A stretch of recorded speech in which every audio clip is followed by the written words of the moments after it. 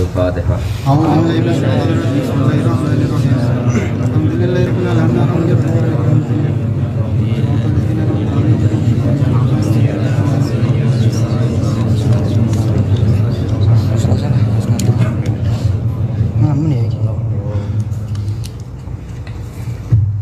Begini ya, ini kantor cabang apa? Istimewa Nahdlatul Ulama. Ini kitab yang mulai nggak ada, itu kitab ini karangannya Mbak Hashim namanya. Ini coba di foto ya, Risalah Ahli Sunnah Wal Jamaah fi Haditsil Mauta wa Asyrafis Sa'ah. Ini asli orisinil karangannya siapa? Mbak Hashim.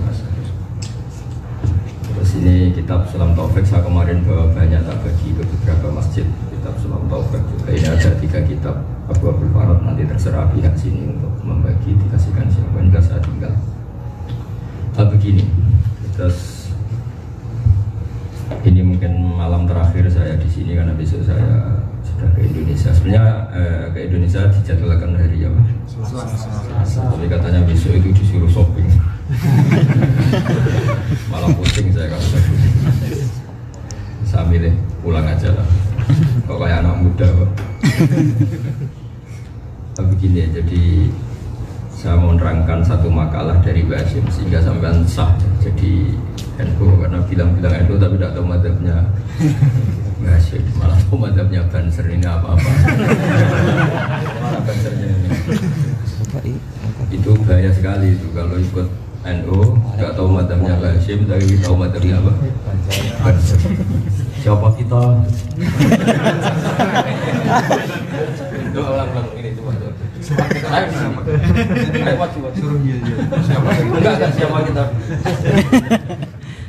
Harus kompak ya. Ya enggak apa-apa. Ya, kompak. Briefing. Pertama nanti. Ini kan ada bansernya. Sewu. Pakai. Siap. Siapa kita? NU. Siapa kita? NU. Siapa kita? NU. NKRI. Harga mati. Harga mati. Jaga Kiai. Sampai mati. Atasnya pun buatan kopal terakhir. Nah itu madhabnya apa? Coba didengarkan secara tenang, ini spesial ya karena kantor cabang istimewa Nahdlatul. Saya ngaji tadi semuanya istimewa, tapi ini yang kitab ini saya ajar di sini, maka saya mohon yang paham nanti diajarkan pada yang lain. Libal syahid mingkumul, dan minta tolong nanti dikopi diperbanyak Pak Mujid, karena pasti nggak ada kitab ini di sini. Di Jakarta aja kadang nggak ada, boleh di. Fakta dalam Islam itu kan ada beberapa mazhab fikih. Kita tahu yang utama mazhab Hanafi ya, karena as-sunnul madzhab yang paling sepuh. Siapa? Hanafi atau Imam Abu Hanifah. Kedua Imam Malik. Siapa? Imam Malik. Syekh Syafi'i, gurunya Imam Syafi'i. Ketiga Imam Syafi'i. Setelah itu ada Imam Ahmad bin Hanbal. Nah, kenapa kita harus bermadzhab? Bermadzhab itu artinya mengikuti panutan dalam satu ketetapan fikih. Saya tadi menguraikan detail di mana tadi yang terakhir jalan Kimpo. Ini penting sekali supaya kamu tambah yakin kenapa harus bermadzhab. Karena kita kalau berdoa ihdinas siratal mustaqim siratal ladzina. Tentu Allah itu tidak makan, tidak minum, tidak hidup. Sehingga kita tidak tahu caranya niru minumnya Allah, Allah tidak minum. Sehingga ketika Allah mengharuskan kita mengikuti siratal mustaqim, bukan Allah menghentikan jalanku itu enggak, tapi jalannya mereka. Karena bisa diikuti manusia ya manusia. Fa inna Allaha la yaqulu wa la yashrabu, wa tidak makan tidak minum. Sehingga kalau kita ingin minum, niru siapa? Niru cara minumnya Rasulullah, yaitu materinya harus halal, tidak babi maksudnya. Cara makannya juga benar, nah niatnya juga. Sehingga untuk menuju kebenaran syaratnya apa? Mengikuti jalannya mereka yang telah engkau beri nikmat. Artinya harus bermadzhab, harus ada yang diikuti. Dan diikuti siapa yang harus diikuti? Orang yang telah engkau beri nikmat. Siratal ladzina an'amta. An'amta itu fi'il madhi. Yang telah engkau beri nikmat. Jangan orang yang potensi dapat nikmat daknya enggak jelas. Hanya orang yang punya otoritatif bermadzhab, orang yang pinter, yang soleh, yang bahkan ketika meninggal dalam keadaan husnul khotimah, yaitu imam kita, imam ahli sunnah. Jadi kalau ada orang tanya, kenapa kita harus bermadzhab, baca saja surat Fatihah, ihdinas siratal mustaqim, siratal ladzina. Ya, jadi bukan sirotoka, jalannya kamu, engkau Allah, tapi siratal ladzina. Ngikuti ladzina an'amta alaihim sama juga ngikuti Allah. Sebab itu di Quran ada ayat mayyutir rasulah faqad atau Allah. Yang taat pada Rasul pasti taat pada Allah. Bukan dibalik taat pada Allah. Karena kita tidak tahu caranya taat sama Allah tanpa ada Rasul. Jelas ya ini ya, kenapa kita harus Lalu fakta dalam Islam ada 4 mazhab, yaitu Hanafi, yang urut ya Hanafi, Maliki, Syafi'i, Hanafi. Mazhab Hanafi itu identik dengan mazhab ahli ra'yi, mazhabnya orang yang penuh dengan logika, semuanya di logika, sehingga beliau dikenal dengan imam ahli ra'yi, imam bagi mereka yang suka logika. Sehingga ada mazhab Hanafi yang dengan tanda kutip agak naif tapi masuk akal. Kalau kita semua meyakini alat tathhir, alat yang bisa mensucikan kan hanya 2, 1 air, 2 debu. Sehingga kalau kita wudhu tidak mendapatkan air, tayamum pakai apa? Debu. Tapi sebetulnya ada alat tathhir yang ketiga yang Anda tidak akan melakukan itu, yaitu an-nar, api. Dalam fikih Syafi'i misalnya ada batu bata yang dikelola dengan yang materinya diantaranya pakai kotoran sapi, itu najis. Banyak enggak diantara kita yang misalnya nanam tanaman kan pupuknya dari apa? Kotoran sapi.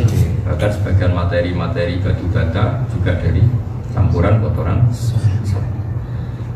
Tapi cara mazhab Hanafi karena itu ngalami pembakaran sudah suci. Karena kalau ngalami pembakaran berarti ngalami ditathhir, disucikan oleh api.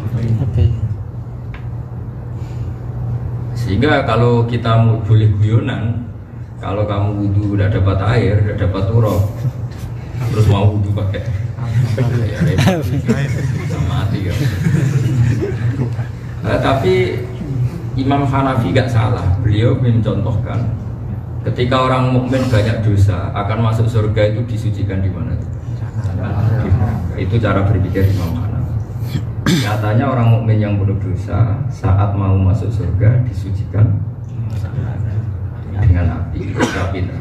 Berarti api adalah alat pensuci. Ya.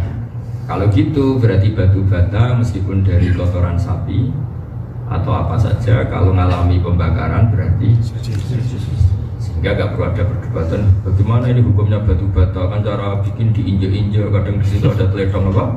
Tapi ada macam-macam, itu sah karena ngalami pembakaran. Dan pembakaran itu bagian dari alat tathhir, alat pensuci. Paham ya? Jadi mazhab Hanafi alat tathhir itu 3, yaitu apa? Alma, turab, warna. Tapi jangan pakai wudu ya, janji ya. Apalagi pakai mandi wah. Kira-kira madhab seperti itu. Madhab itu cara berpikir melihat teks. Kenapa ada madhabul arba? Karena memang teks yang di luar mansus, di luar ketetapan eksplisit, pasti orang cara pandang itu beda. Di luar teks secara eksplisit, secara sorry. Ya, ini agak ngaji detail karena salahnya kalian menamakan diri istimewa. Istimewa itu gak boleh goblok. Pokoknya semuanya harus serba istimewa. Masa istimewa bodohnya kan gak keren. Jadi yang di sini harus bertanggung jawab. Ya kan anak istimewa fakirnya kan anak. Istimewa keren. Begini, kenapa harus bermadzhab?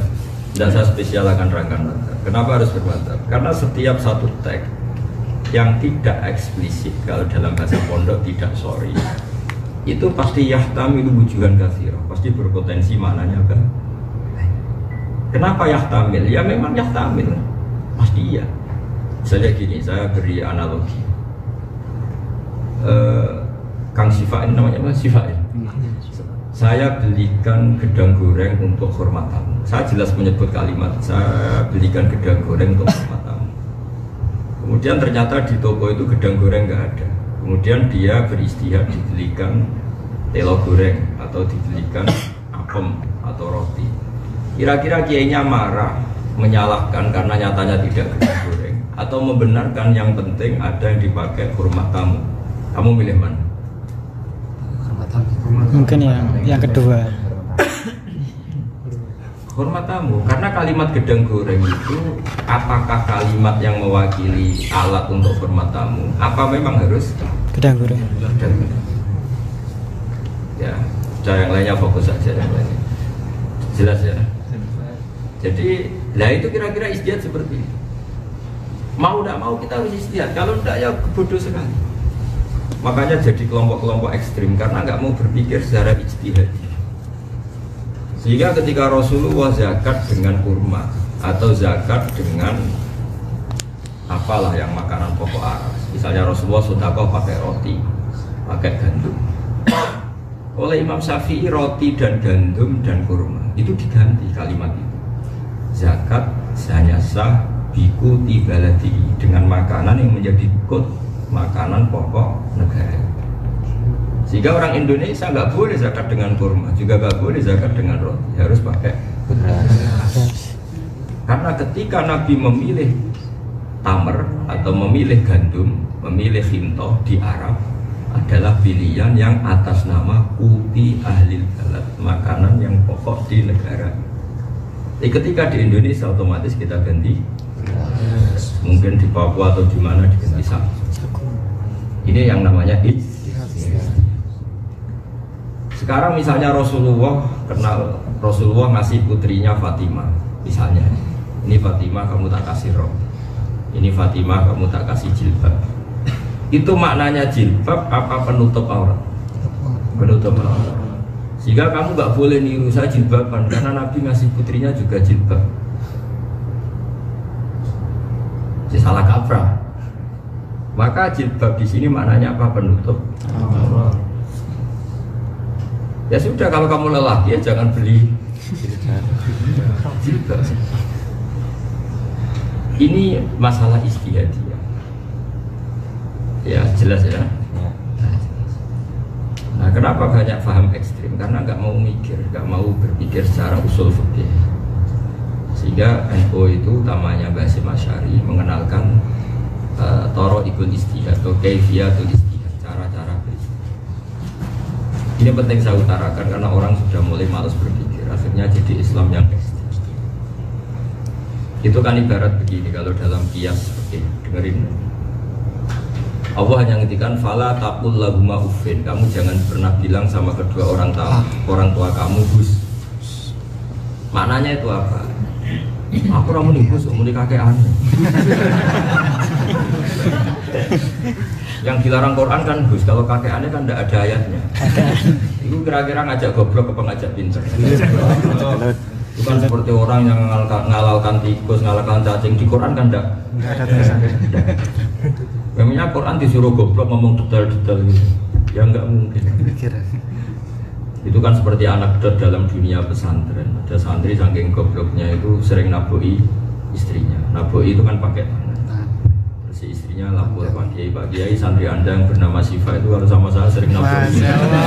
Coba nasihati.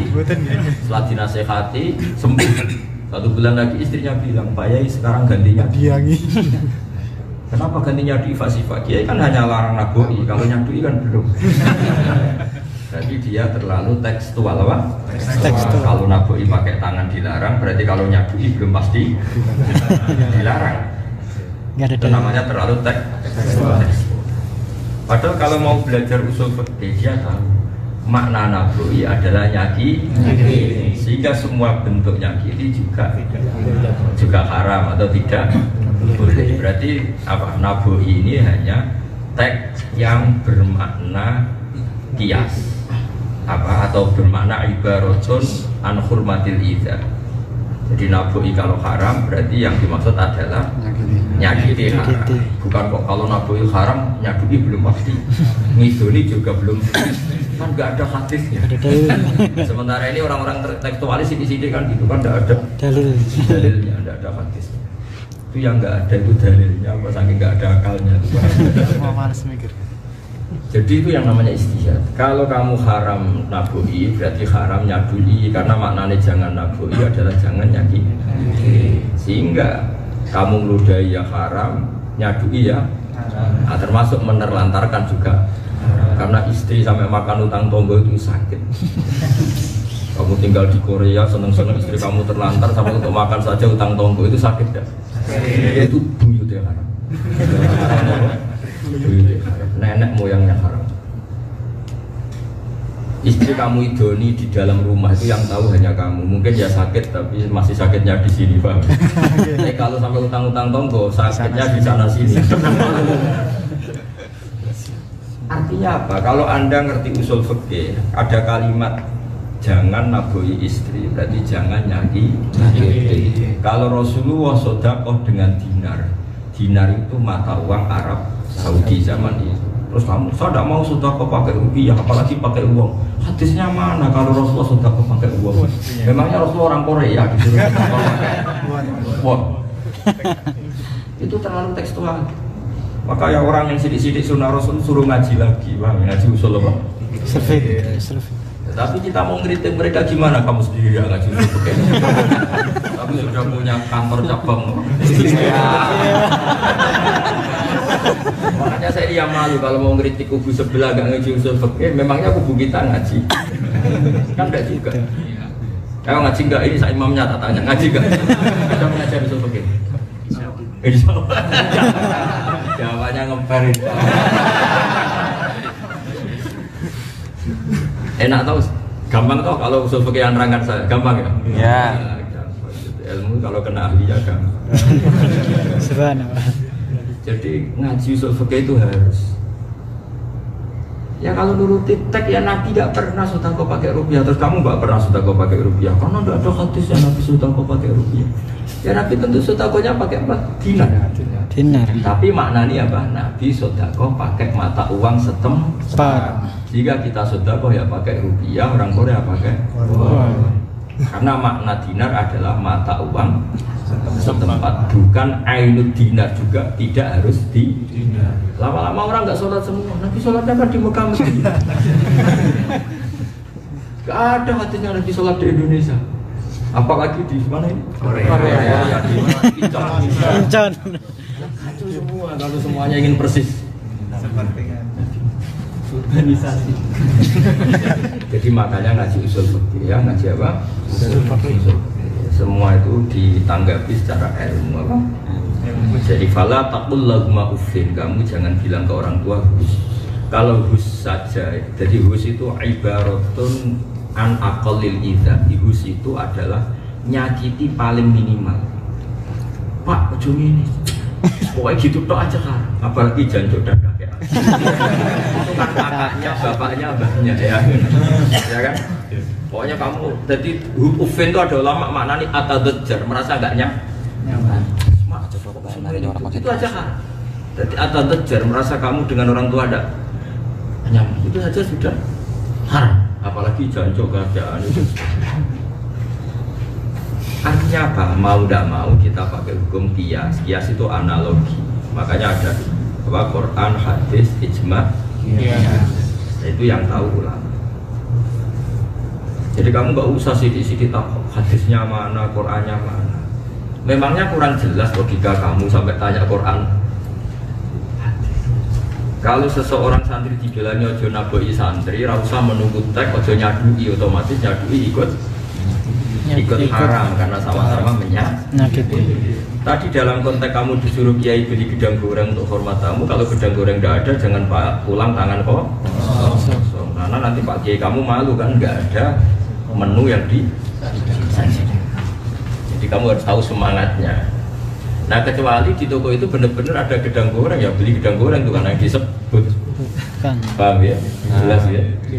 Sama kalau kamu hidup di Mekah, Nabi sedekah pakai dinar dan makanan pokok misalnya di sana itu gandum, ya sudah seperti itu. Jadi kalau di Indonesia adanya rupiah dan makanan pokok beras, maka semangat zakat kita ganti apa? Beras dan rupiah. Bukan berarti itu mengganti sunnah Rasul, tapi semakna persis. Karena Nabi ketika sedekah pakai dinar maknanya mata uang. Ketika misalnya zakat pakai vintoh atau gandum di sana, maknanya adalah mutil halal. Nah, ini yang namanya apa? Sama seperti Nabi dulu sering wudu itu dituangkan sahabat pakai ceret, terus sahabat menuangkan. Ya, kendi kan orang dulu gitu. Terus orang sekarang pakai apa itu? Keran. Ya keran itu sepersis kendi zaman Kanjeng. Sama-sama air posisi mengalir. Karena air posisi mengalir itu lebih bisa menghilangkan najis ketimbang air yang diam. Jadi kalau dalam fikih Syafi'i, air sebelum 2 kola dijatuhi najis maka menjadi najis. Tapi kalau dikucurkan meskipun sedikit najisnya hilang. Artinya apa? Mengucurkan lebih punya kekuatan menghilangkan ketimbang merendam. Terus jangan kamu menjadi ortodok, tapi Nabi dulu pakai ceret, pakai kendi, jangan keran, nggak ada hadisnya. Itu ngajak goblok apa ngajak bener? Padahal setelah kendi kita masih bisa protes, tapi Nabi nggak pakai kendi ini. Makanya kalau ada yang bilang begitu omongin aja, tapi Nabi tetap nggak pakai kendi ini. Paham ya? Jadi apa? Kita harus bermantap. Ini saya bacakan untuk barokah. Ini nanti saya tinggal ya, saya mohon. Nanti cabang semua Korea fotokopi ini dibagi. Syukur-syukur ada yang ngajar. Jangan aja ditunjuk imam, tidak mau apa. Nanti tak tulis pengurus cabang non istimewa. Atau itu aja gak istimewa sama sekali. Karena gak ada apa, ngajinya apa, gak ada. Kalau ini kitab Abu Abdul Farad, kitab doa ini ada 3, nanti terserah Pak Mujahidin baginya gimana. Jelas saya amalkan di sini, mau dibagi ke siapa monggo. Karena saya kemarin bawa banyak lah, tak bagi ke beberapa apa. Tapi yang spesial yang terakhir di kantor ini tak bacakan mazhab Basim Asy'ari. Sehingga tadi jangan sampai kita tahu mazhabnya Ansor dan Banser tapi tidak tahu mazhabnya Basim. Jadi apalkan ya, kitab ini namanya Risalatul Ahli Sunnah wal Jamaah. Ayo ulang lagi, namanya apa? Risalatul Ahli Sunnah wal Jamaah. Karangan Basim Asy'ari, ya tulis. Karangan Basim Asy'ari. Bukan karangan Banser. Banser. Nah, seragam Banser tahu, seragamnya Basim udah. Seragamnya Basim ya ilmu itu apa? Ilmu. Seragamnya Basim ya ilmu. Sehingga orang nyebut Basim mesti al-alim al-alamah Kiai Haji Hasyim. Ya itu seragamnya di mana? Seragam itu identik. Jadi dirinya Basim ya al-alim, orang alim yang banget alimnya. Kalau Banser kan tegas. Tegas demi hak, demi apa kan tahu pokoknya. Jadi Banser nanti dihisab bahwa itu begini. Orang mau salaman sama Kiai kok kamu jengkang kan? Ya mungkin disalahkan Allah. Karena jengkang orang yang mau salaman sama Kiai. Tapi juga mungkin dibenarkan sama Allah karena Banser punya alasan. Tapi kasihan Kiai-nya ganggu. Jadi melihat proteksi Kiai sebagai terganggu itu kebaikan. Berarti dapat nilai 10. Tapi jengkangan orang dosanya 10. Nanti kenanya Impas. Bisa minus. Nah, yang bagus itu apa tadi? Mengawal Kiai tanpa jengkang, itu insya Allah 10 tanpa dosa apa? Tapi kemungkinan itu kecil karena orang kalau seneng Kiai itu ya wani mati ya. Mulai kepengen salaman itu sampai wani. Ya wani ya. Ya nanti kita lihat saja Bansernya masuk apa, nanti lihat. Karena tadi jengkang no santri atau penggemar Kiai haram, ngawal Kiai wajib. Bisa ngawal lewat jengkangkan. Masa gitu ya. Jadi